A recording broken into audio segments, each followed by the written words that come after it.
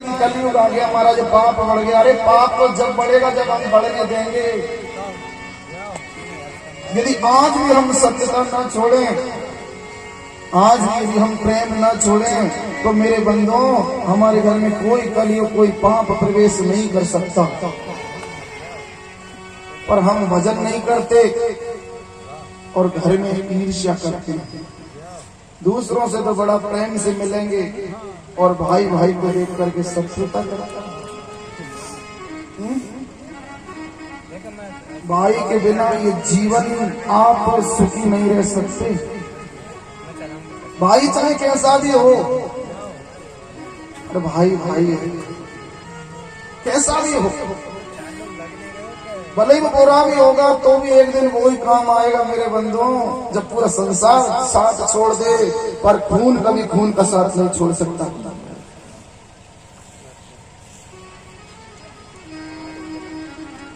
जिस समय मेरे प्रभु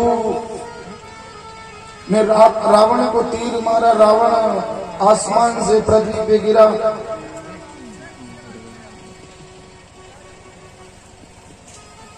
रावण ने मेरे प्रभु राम से एक ही बात कही थी कि प्रभु ना तो मैं आपसे शक्ति में कम हूं, ना मैं संपत्ति में कम हूं। अरे आप तो केवल एक सोने के मृग के लिए भागे थे, मेरी तो लंका भी सोने की थी। दुनिया काल से डरती है, काल को मैंने मेरी चारपाई से बांध के रखा। ज्ञान में भी मैं किसी से कम नहीं हूं, आपसे ज्ञान में कम नहीं हूं, और वर्ण में भी मैं ब्राह्मण हूं, तो मैं आपसे जाति में भी उत्तम हूं, ताकत में भी मैं बहुत ज्यादा हूं, और ज्ञान में भी मैं कम नहीं हूं। फिर भी मेरी पराजय क्यों हुई? मेरे प्रभु राम जी ने एक ही बात कही थी कि लंकेश आपकी पराजय इसलिए हुई कि मेरा भाई मेरे साथ था और आपका भाई आपके साथ नहीं था।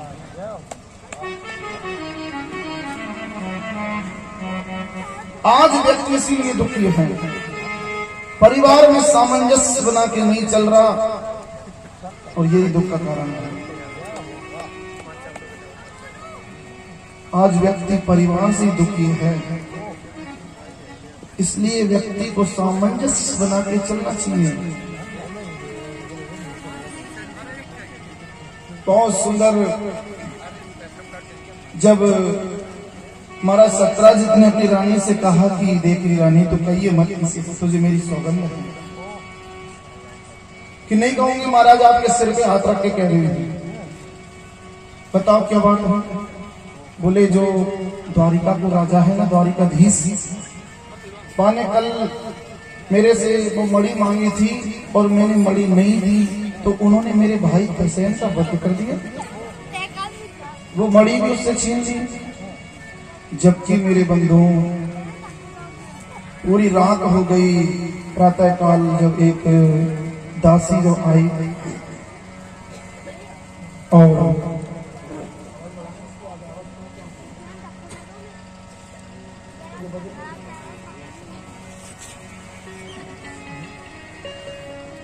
तो बहुत सुंदर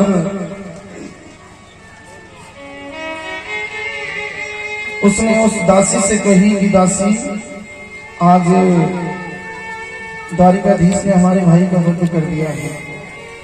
वो समंदक मणि भी उन्होंने चुरा ली। धीरे धीरे धीरे धीरे एक दूसरे से बात फैलती गई, फैलती गई, फैलती गई, पूरी द्वारिका में खबर हो गई। उद्धव को मालूम चली।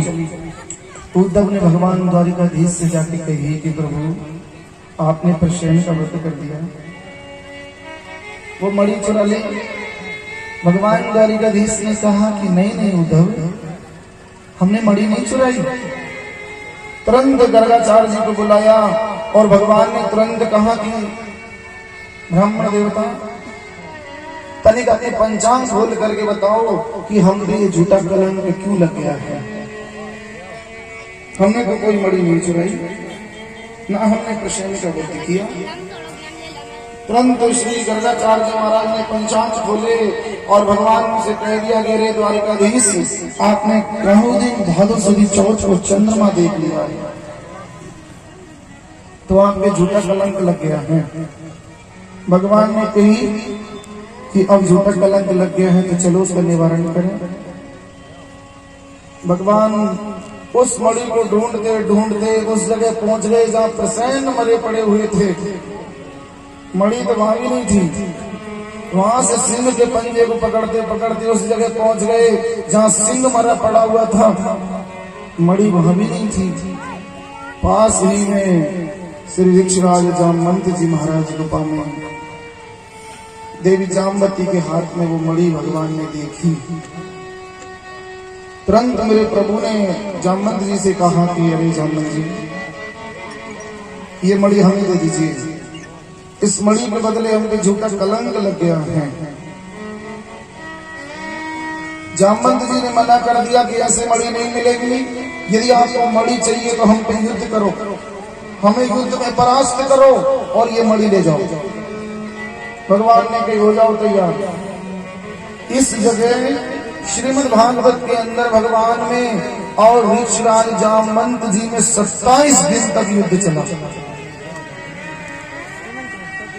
न भगवान जामवंत से कम है, न जामवंत की शक्ति भगवान से कम है। जब ऋक्षराज जामवंत जी ने भगवान के वक्ष स्थल पे वो भृगुलता का चिन्ह देखा तो समझ गए कि हो ना हो ये मेरे त्रेता के राम हैं, क्योंकि ये भृगुलता का चिन्ह तो मेरे प्रभु राम जी के वक्ष स्थल पे था। पहचान गए जामवंत जी, चरणों में गिर गए भगवान के कि मुझे क्षमा कर दीजिए प्रभु, मैंने आपको 27 दिन तक युद्ध में लगा के रखा। मेरे प्रभु ने कहा कि जामवंत जी, इसमें भी आपकी इच्छा है। आपने मुझसे युद्ध मांगा था। जामवंत जी ने कहा कि मैंने आपसे युद्ध कब मांगा भगवान? बोले जब मैंने रावण पे विजय प्राप्त की और मैंने सभी वानर वीरों को जिसने जो मांगा उसे दिया।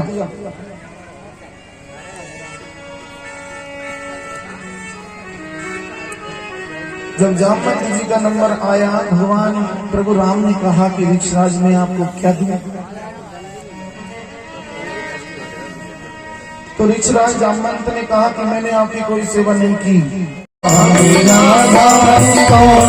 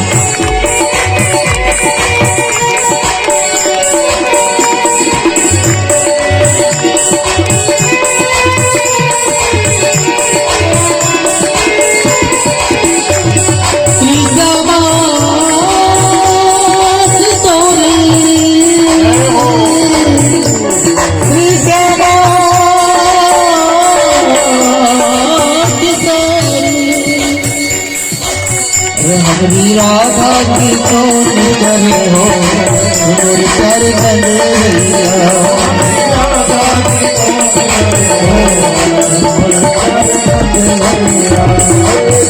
तेरे कानों की सकली नुरानी,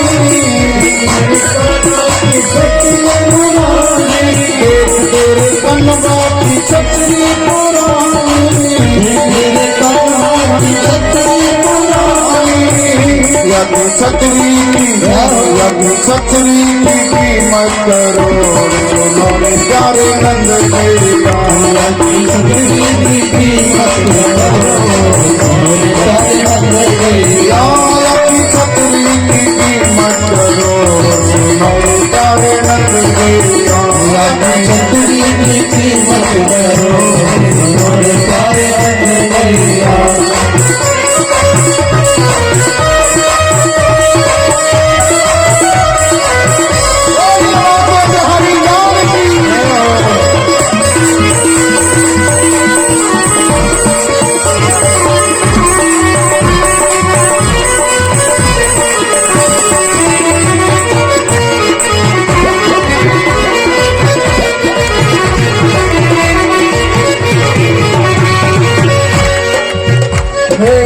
चार टके की अधिकारी कमरिया चार टके की अधिकारी कमरिया चार टके की अधिकारी कमरिया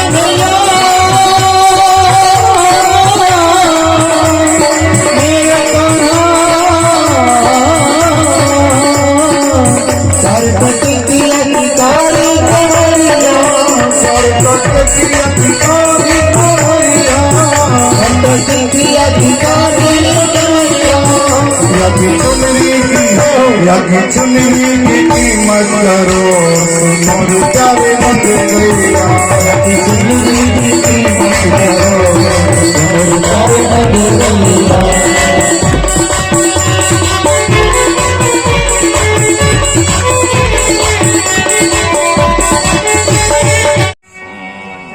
दो भाई भाई प्रेम से कहो श्री राधे। तो दोनों की फसल पक के आ गई, खेत में फसल का ढेर लगा हुआ है।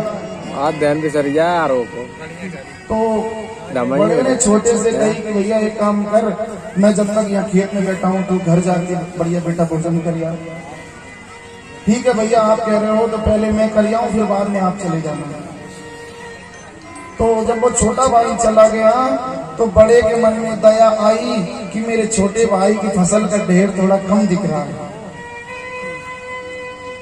अन्न जो निकला है गेहूं वगैरह जो भी फसल होगी बोले ढेर थोड़ा कम है और इसको तो अब इसकी गृहस्थी बनाना है, शादी होगी बच्चे होंगे तो पैसे की जरूरत पड़ेगी। मेरी तो गृहस्थी बन गई है। तो अपने ढेर में से इंसा उठा के उसके ढेर में पटकने लग गया कि भाई नहीं आया उससे पहले इसका धन को थोड़ा बढ़ा दूं।